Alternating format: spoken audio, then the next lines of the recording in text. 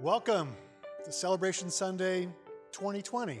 I know that feels a little bit weird because it feels like there hasn't been a lot to celebrate in this past season, but I'm here to tell you that there are lots of things to be thankful for and to celebrate. We're going to share some stories with you in the next little bit here. Stories of what God has been up to in and through people from and a part of Lakeview Church. And they are random stories. They're all over the map this year. But if there's one connecting thread, one common denominator, it's this. Is that God has continued to be good and faithful. There's lots to be thankful for and much to celebrate. So settle in, watch. At the end, I'll be back to tell you how you can tell some of your celebration stories. But until that time, sit back, relax, and enjoy. Hi, my name is Karina. So I'm a family doctor here in Saskatoon, and when Joe asked me just what kinds of things I felt like it was good to celebrate, I immediately thought about babies, because I know there's lots of stuff going on right now with COVID and people's anxieties, and as a frontline worker in family medicine, I hear that and I see that every single day. But some of the things that don't change is new life, and so every single day up at the hospital, there is babies being born. And so I just think that that's such a wonderful way to celebrate in this time and to recognize that those kinds of things are still happening. Those things don't stop. Those babies have no idea what's going on. Out here, they're just ready to come and they're ready to be here. And I think that's cause for celebration in this time. So I was just thinking about that and thinking that if people are feeling, I don't know, a little down or a little anxious or a little worried, and they need something to cheer them up, that you should just go for a walk by the river, take a look up at the new children's hospital, kind of scan for the third floor, that's where we are, and behind all of those beautiful new windows, on any given day, at any given time, almost all of them are going to be delivering new life into this world, into our city, into our lives, and I think that that should bring a smile to your face. So that's what I would like to celebrate. And it also made me think in the time of self-isolation, quarantine, all that kind of stuff, what kind of celebrating are we going to be doing 8 to 10 months from now? Because I think that I might be pretty busy. We'll see. And that's something to celebrate.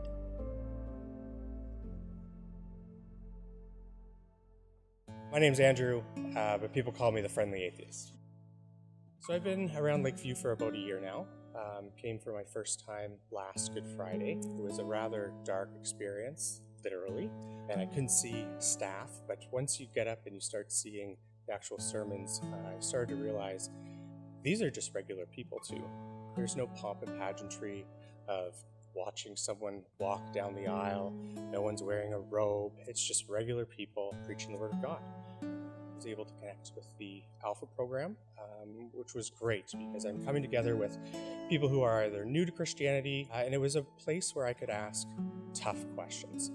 And from that, having the opportunity to ask these questions and get answers, I've started to attend a home church where it's a very similar environment. And I also do, every Sunday, have a call with Kurt. We're just going kind of chapter by chapter through a couple different books. My interest in this has really increased coming in from my opinion of everything when I first started to where I am today. So one thing I've noticed, I've watched a number of different videos from different churches and different theologians or academics, and where I get lost and where I can see where I've been upset before, where other people can get frustrated, is in the way they communicate. There's a lot of terminology that's used, that words that maybe aren't the best for a lay audience, and a lot of the concepts and ideas aren't further explored. It's just taken as the Bible says this, and you go, okay. Someone said at home church, if we were all on the same page, what's the point of this? Because we're just going, yeah, all right, we all agree? Good, talk to you next week. This is where we can really dive in. What I like about Lakeview is everything is brought down to a level that anyone can understand. It's connected to the history that the Bible was written in. It's also connected to how that applies to our daily life today. So when this information or when the Bible or these stories are presented in a way that is easy to understand, it's actually engaging. And that opens up discussion. I got an issue with this though. I get hung up on the fact that a man died and came back to life. it's just really tough, both from a mental aspect of, I'm very numbers and science oriented, where it's like, show me the proof before I believe it. But to give up that control and that the concrete information that I really like is at this point just not in my character. The goal of coming to church, and the reason why I come to church and I've engaged in so many activities, isn't because I feel like I need to be a Christian. No one is forcing me to do this. I mean, worst case scenario, all that comes out of my experience is I do better on Jeopardy Bible categories. And that's something to celebrate.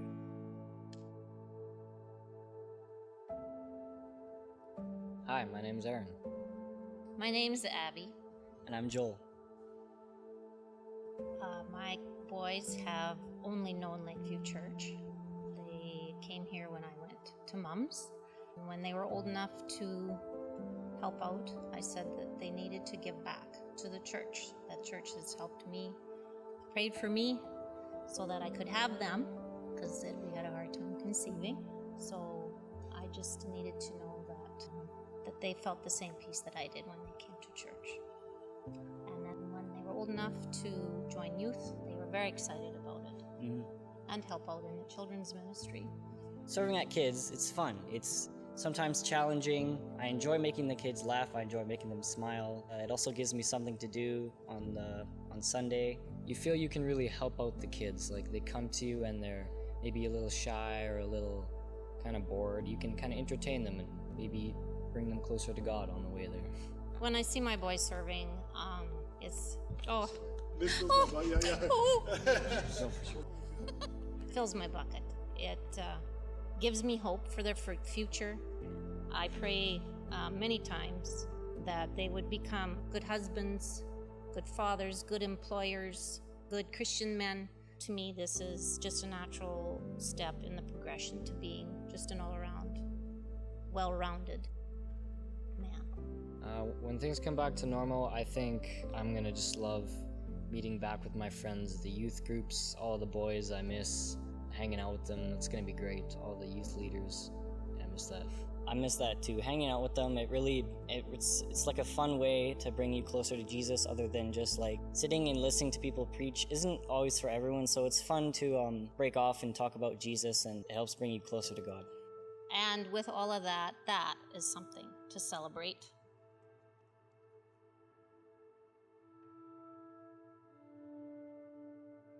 Hi, my name is Melissa.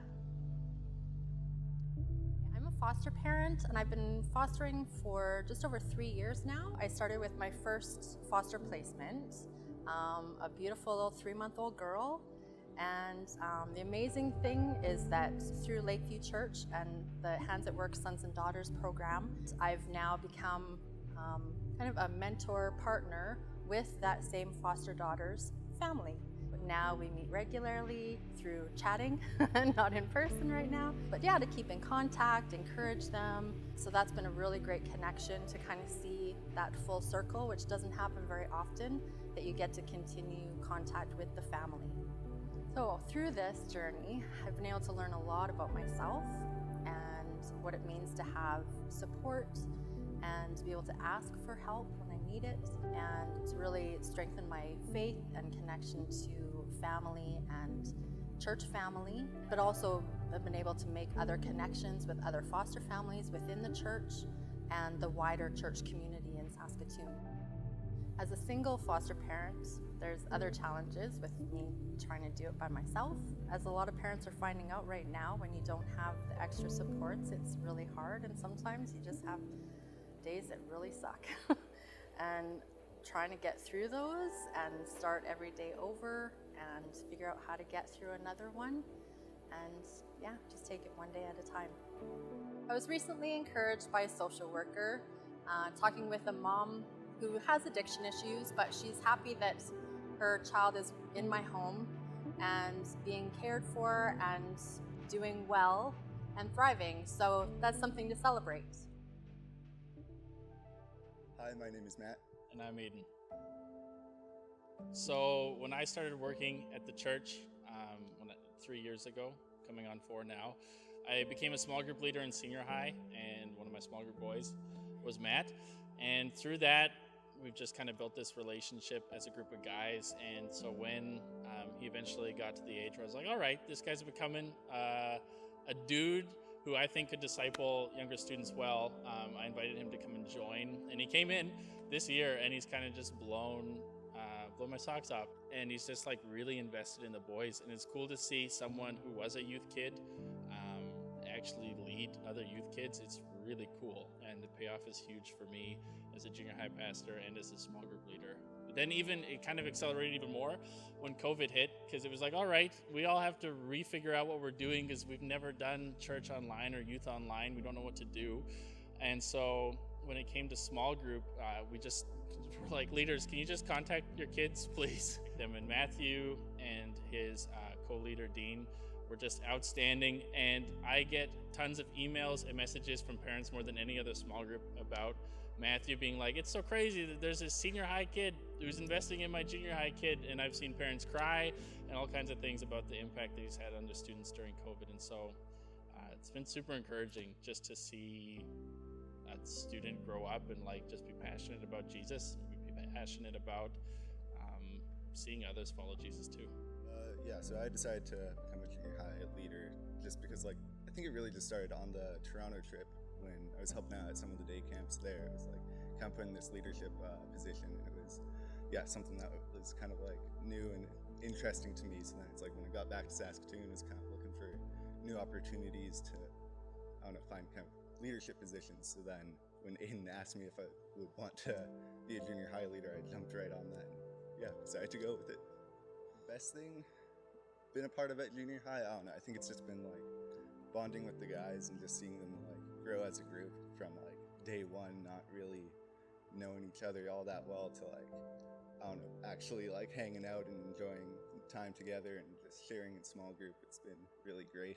If I could say one more thing, just to be able to watch Matt over the last couple of years grow from being this quiet, shy kid who just went with whatever the crowd was doing to now being someone who not only leads, but like leads well in ministry. A lot of the time you don't always see what you're doing and you don't always know if it's working. And so to actually just watch someone grow and like see what God has done in their life is super encouraging. And so it's just something to celebrate how you've grown as a leader and how you've grown as a follower of Jesus.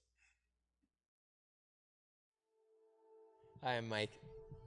Hi, I'm Tamara.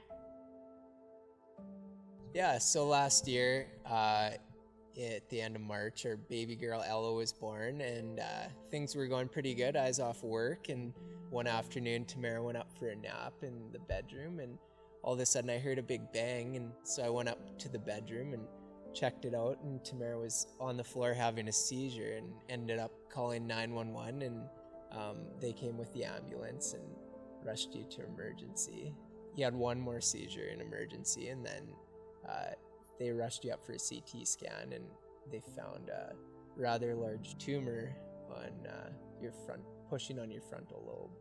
And I don't remember a lot of this. I remember waking up in emergency. I remember I was surrounded by, Michael was there, and Dr. Kelly was there, and the emergency doctor, and they were like saying, Tamara, wake up, wake up.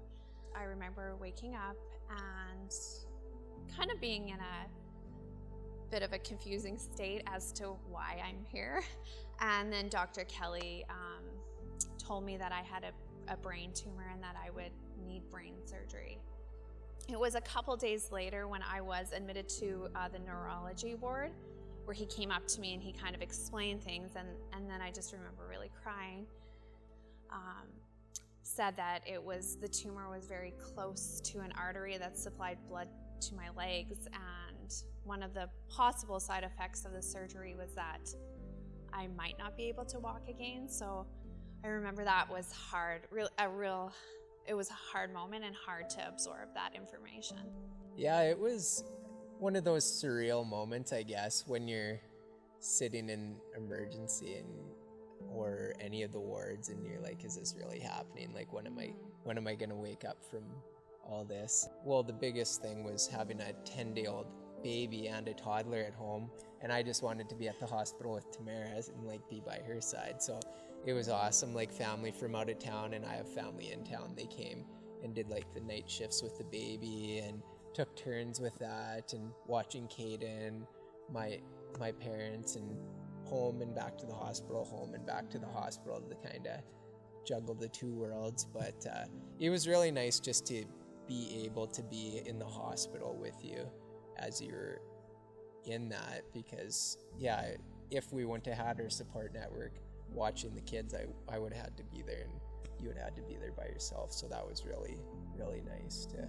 So Michael had a lot of people praying for us. So many people were praying. So many people from the church were praying. Lakeview Church and people in Africa, like Hands at Work, they were all praying for me. Darlene Clausen, she came to the day before my surgery. I remember she came over and she like anointed me with oil and she prayed over me. And I've never experienced anything like that, but it was really awesome and quite a powerful moment. And Caden, our 2-year-old, Darlene put a little bit of oil on his wrist and he kept saying, more oil, more oil.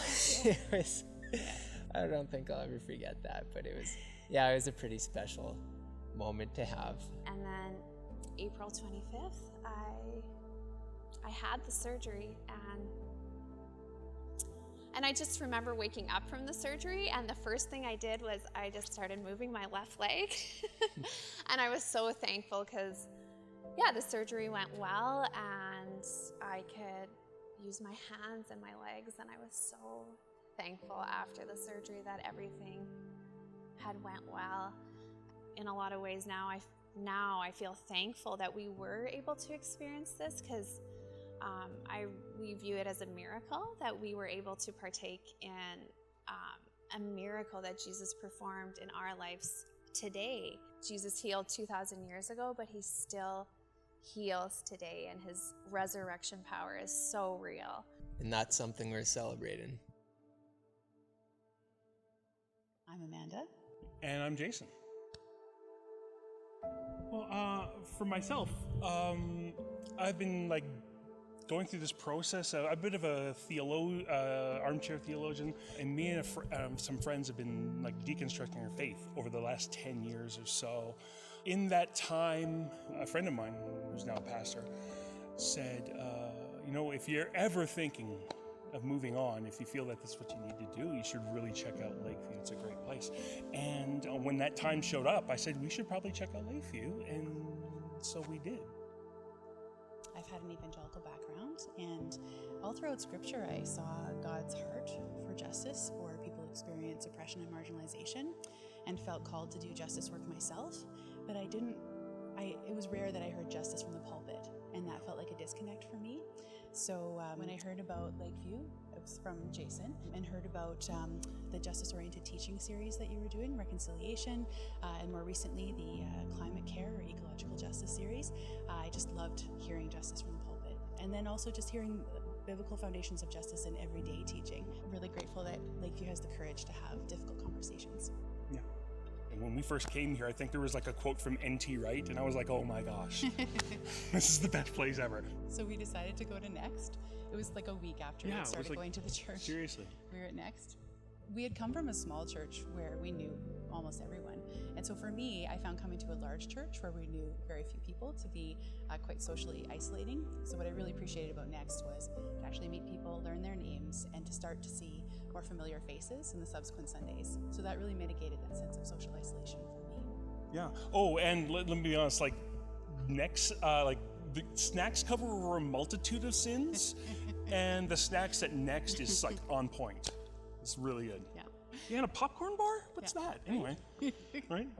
Yeah, well, when COVID hit, I was actually glad that the church had shut everything down so quickly. And then we had these videos. Super good quality, production was really well done, and just well put together. We were doing a thing at home where we would do a little bit of Anglican liturgy and mix it in and watch the video, and we found that just really, really meaningful. So we're grateful. And what I've appreciated is how the church really spoke into the moment we were in and didn't rush to go back to business as usual. I appreciated how the teachings and prayers spoke to what people were going through, the fears, anxieties, witnessing hardship, experiencing hardship. It just really spoke to that, and I've just felt shepherded by the church. And that's something worth celebrating. Hi, I'm Marlon. I'm Justin. I'm Nathan. I'm the current board chair of Lakeview. The guys to my right are the previous board chairs. So when I served as board chair, we were going through a fair bit of transition. It was about a year ago now. I got to make the announcements that we were going into interim, but I also got to make the announcements that Joe was becoming the lead pastor and Kurt was the executive pastor, and all the changes that we made on staff. So it was a big time of transition, but it was also a lot of fun and a lot of engagement with everybody on the board and the staff.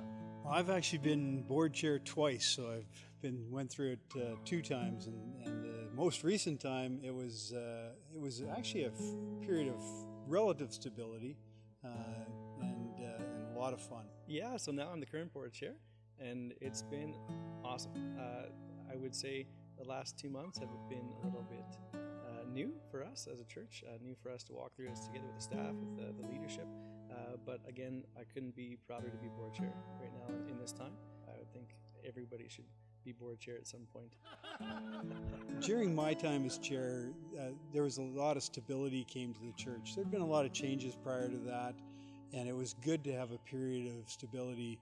Joe had just become our new pastor, and that helped certainly in the leadership and in the building of something that was had some refreshing stability to it. In my time as board chair, I had been on the board for 9 years and got asked to be board chair for my last year. So I had seen pieces built over that last 9 years that really I think came to fruition in my last year. So we never know how God's working in these things, but to see us go through a transition and then come out the other side with the staff structure and the ability we have to be able to continue to deliver this church and work with everybody in such an amazing way is really a testament to really like being able to look back and say God was putting these pieces in place for the whole time that I was on the board. So. Yeah, so this year as being board chair, I mean it's definitely been crazy, but I think it's been a good for us to find out what it means to be the community, to be the church without meeting together, finding a place where the Spirit is within group settings, within Zoom meetings, even in personal growth. What does it all mean now? We're kind of opening the box and unpacking everything new. How we do church is it's a lot for I think the staff and the board to process, but I think we're finding grace, and I think the Spirit is leading us and directing us in an amazing way. So I'm encouraged, humbled, and honored just to be a part of it. I like the fact that we're called Free Methodists. It's free. There's a lot of freedom that can be found in a place like this. Certainly lots of room to grow and to thrive. Be encouraged by seeing so many young people coming and enjoying church and being part of the community is just keeps it fresh and exciting. I think there's tons of stuff that we're thankful for. Thankful for the staff, the leadership, the community that we have together, that we've learned to find a new way of living with. And I think it's been a growth as Lakeview over the last 10, 15 years to really find our true self, our true identity in Christ, that He keeps teaching us new things to lean on, to learn on. Man, it's amazing the next few steps. I think I'm excited for the next year to really sink our teeth into that and to learn together in that way. I mean, there's so much. This is such a huge part of my life and my family's life. Our home church, the people that are so close to us in our lives, the people that are helping us raise our kids and those types of things. Couple that with growing in my faith and really learning what it means to be a Christian in a place that's open and able to have those types of discussions and so diverse and willing to really explore these things is just like, I can't think of a better place to be. My hope for Lakeview is that it continues to grow in depth of spirituality and learning, grow in numbers, because they're not just numbers, it's people. And we want to have an impact on this city and on this province, the country, and the world. Continue to have that grand vision of building the kingdom. To continue to not be afraid to dig into hard issues, to have those discussions that we need to be having as a church, and really engaging in the world and not putting blinders on. We live in a world that has issues, and we're both part of them and can be part of the solution with God's help. And so I want to join in. And to experience God's kingdom here on earth. I mean, that's the biggest thing that we're called to do. To know that we're excited to be with Him one day, but to know that we can do that daily and that's definitely something to celebrate.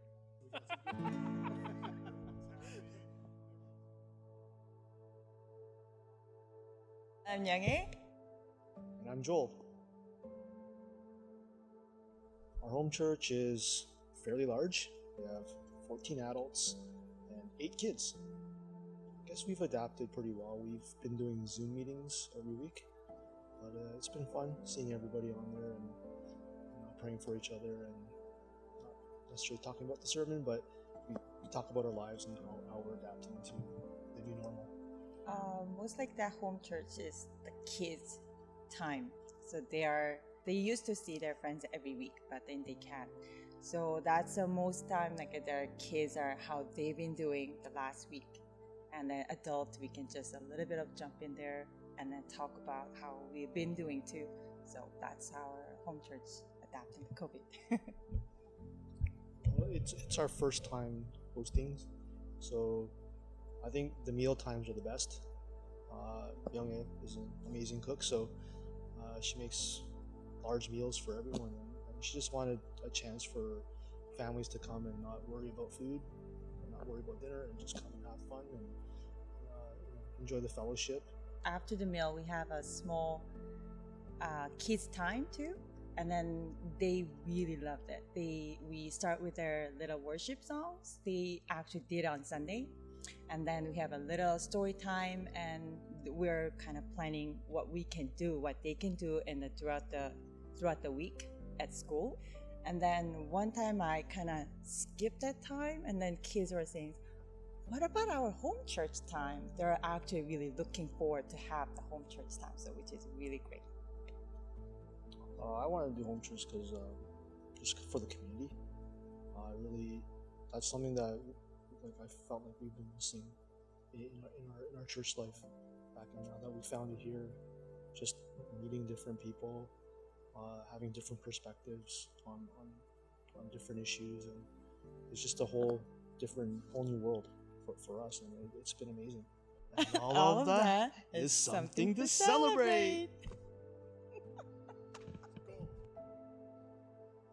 Hi, my name is Brendan.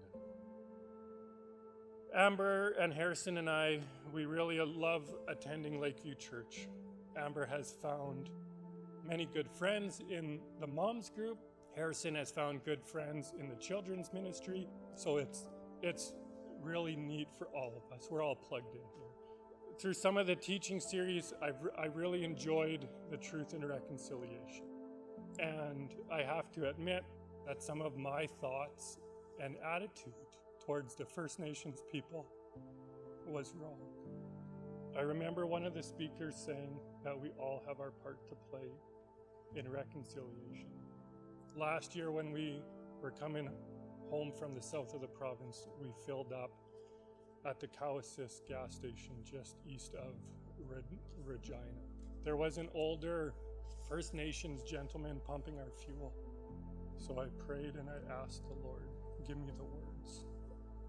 I introduced myself and asked him where he was from. We chatted for a few minutes, and then I told him at our church we were learning about truth and reconciliation.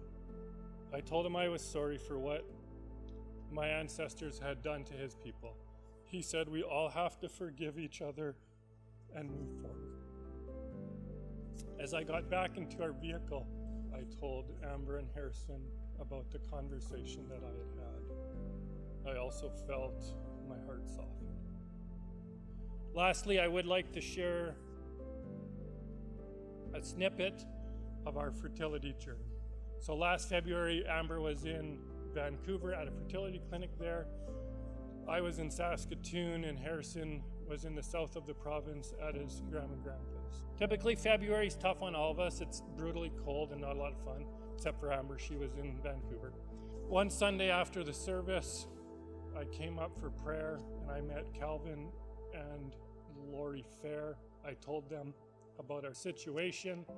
They prayed with me and for our situation. I found it a very encouraging time. Amber has also found great support for fertility in the moms group here at Lakeview. And as it is Celebration Sunday, We have a lot to celebrate. 8 weeks ago, we welcomed our second baby into our house. There's a picture of Harrison and his brother Thomas.